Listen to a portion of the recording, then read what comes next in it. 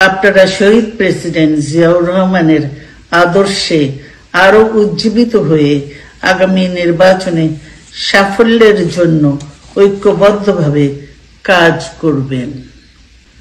এমন কোনো কাজ করবেন না যাতে আপনাদের এতদিনকার সংগ্রাম আত্মত্যাগ বিফলে যায়। আমাদের সব সময় শহীদ প্রেসিডেন্ট জিয়াউর রহমানের সেই উক্তি মনে রাখা দরকার, ব্যক্তির চেয়ে দল বড়, দলের চেয়ে দেশ। বাংলাদেশের সর্বস্তরের মানুষ, বিশেষ করে তরুণ সমাজ আজ এক ইতিবাচক গণতান্ত্রিক পরিবর্তনের জন্য উন্মুখ হয়ে আছে। ক্ষুদ্র ক্ষুদ্র সংকীর্ণতা ভুলে দেশ ও জাতির বৃহত্তর স্বার্থে আমাদের কাজ করতে হবে। এখনো ফ্যাসিস্টদের দোসররা এবং বাংলাদেশের শত্রুরা গণ অভ্যুত্থানের মাধ্যমে প্রাপ্ত অর্জনকে নস্যাৎ করার জন্য গভীর চক্রান্তে লিপ্ত রয়েছে। ইস্পাত কঠিন ঐক্যের মাধ্যমে জনগণকে সঙ্গে নিয়ে এবং চক্রান্তকে ব্যর্থ করে দিতে হবে।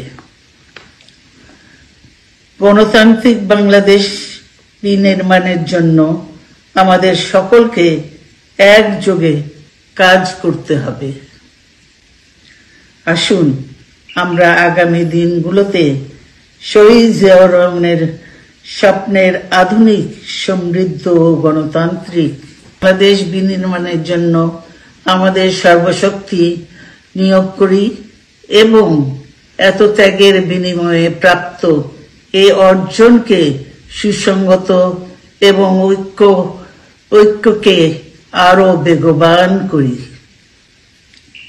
আমি যুক্তরাজ্য থেকে অসুস্থ অবস্থায় আপনাদের আহ্বান জানাতে চাই, আসুন জনগণকে সম্পৃক্ত করে বাংলাদেশ জাতীয়তাবাদী দলকে পূর্বের ন্যায় আন্দোলন, সংগ্রাম ও রাষ্ট্র পরিচালনায় নেতৃত্ব প্রদানে আরো ঐক্যবদ্ধ এবং সুসংগতভাবে গড়ে তুলি।